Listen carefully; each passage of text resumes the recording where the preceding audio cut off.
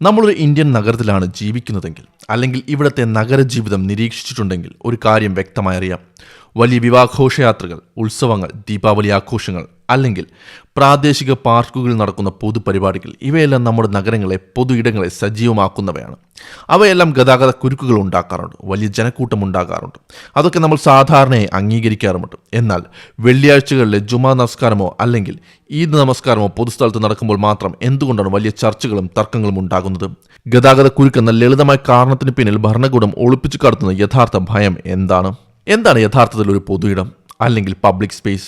അത് വെറും ഒരു റോഡോ പാർക്കോ മാത്രമല്ല, മറിച്ച് വൈവിധ്യമാർന്ന മനുഷ്യർ ഒത്തുകൂടുകയും തങ്ങളുടെ പൗരത്വം അടയാളപ്പെടുത്തുകയും ചെയ്യുന്ന ഒരിടമാണ്. നമ്മൾ ഒരുമിച്ച് ഒരു പൊതുസ്ഥലത്ത് പ്രാർത്ഥിക്കുമ്പോഴോ ആഘോഷിക്കുമ്പോഴോ അത് കേവലം ഒരു മതപരമായ ചടങ്ങ് മാത്രമല്ല, അത് പൗരന്മാർ തമ്മിലുള്ള ഒരു ഐക്യദാർഢ്യം കൂടിയാണ് നിർമ്മിക്കുന്നത്. ഇവിടെ ഭരണകൂടത്തിന്റെ ചുമതല എന്താണ്? ജനങ്ങൾക്ക് സുരക്ഷിതമായി ഒത്തുകൂടാനുള്ള സൗകര്യം ഒരുക്കുക, ട്രാഫിക് നിയന്ത്രിക്കുക, അപകടങ്ങൾ ഒഴിവാക്കുക. അതായത് ഭരണകൂടം ഇവിടെ ഒരു ഫെസിലിറ്റേറ്റർ അഥവാ സഹായി മാത്രമാണ്. എന്നാൽ മുസ്ലിമുകളുടെ പൊതു പ്രാർത്ഥനകളുടെ കാര്യത്തിൽ വരുമ്പോൾ ഭരണകൂടം ഈ റോൾ മാറ്റിപ്പിടിക്കുന്നു. അവിടെ സഹായിയാകുന്നതിന് പകരം ശിക്ഷിക്കുന്ന അല്ലെങ്കിൽ നിയന്ത്രിക്കുന്ന ഒരു അധികാര രൂപമായി ഭരണകൂടം മാറുന്നു. പൊതുസ്ഥലത്തെ നമസ്കാരത്തെ എതിർക്കുന്നവർ എപ്പോഴും മുന്നോട്ട് വയ്ക്കുന്ന രണ്ട് വാദങ്ങളുണ്ട്. ഒന്ന്, അത് വലിയ ഗതാഗത കുരുക്കുണ്ടാക്കുന്നു. രണ്ട്, മുസ്ലിമുകൾക്ക് പ്രാർത്ഥിക്കാൻ ആവശ്യത്തിന് പള്ളികളില്ലേ, പിന്നെന്തിനാണ് റോഡിലിറങ്ങുന്നത്? എന്നാൽ നിരീക്ഷകർ പറയുന്നത് ഈ ചർച്ചകളെല്ലാം യഥാർത്ഥ പ്രശ്നങ്ങളിൽ നിന്ന് ശ്രദ്ധ തിരിക്കാനുള്ള വെറും പുകമറകൾ മാത്രമാണെന്നാണ്. മറ്റു പല വലിയ ആഘോഷങ്ങൾക്കും ദിവസങ്ങളോളം റോഡുകൾ അടച്ചിടാറുള്ള നഗരങ്ങളാണ് ആഴ്ചയിൽ ഒരിക്കൽ വെറും അരമണിക്കൂർ മാത്രം നീണ്ടു നിൽക്കുന്ന പ്രാർത്ഥനയെ വലിയൊരു ക്രമസമാധാന പ്രശ്നമായി ചിത്രീകരിക്കുന്നത്. ഇതിന് പിന്നിൽ ട്രാഫിക് പ്രശ്നമല്ല, മറിച്ച് ആഴത്തിലുള്ള മറ്റൊരു ഭയമുണ്ട്.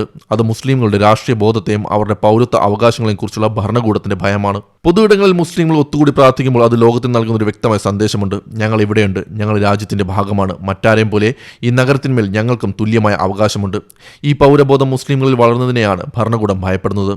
തങ്ങൾ ഒരേ സമയം ഇന്ത്യൻ പൗരന്മാരും ഒപ്പം മുസ്ലിങ്ങളുമാണ് എന്ന ബോധത്തോടെ തങ്ങളുടെ മതപരമായ വ്യക്തിത്വം മറച്ചുവെക്കാതെ തന്നെ തുല്യ പൗരന്മാരെ ജീവിക്കാൻ അവർക്ക് സാധിക്കുമെന്ന യാഥാർത്ഥ്യം ഭരണകൂടത്തെ അസ്വസ്ഥമാക്കുന്നു.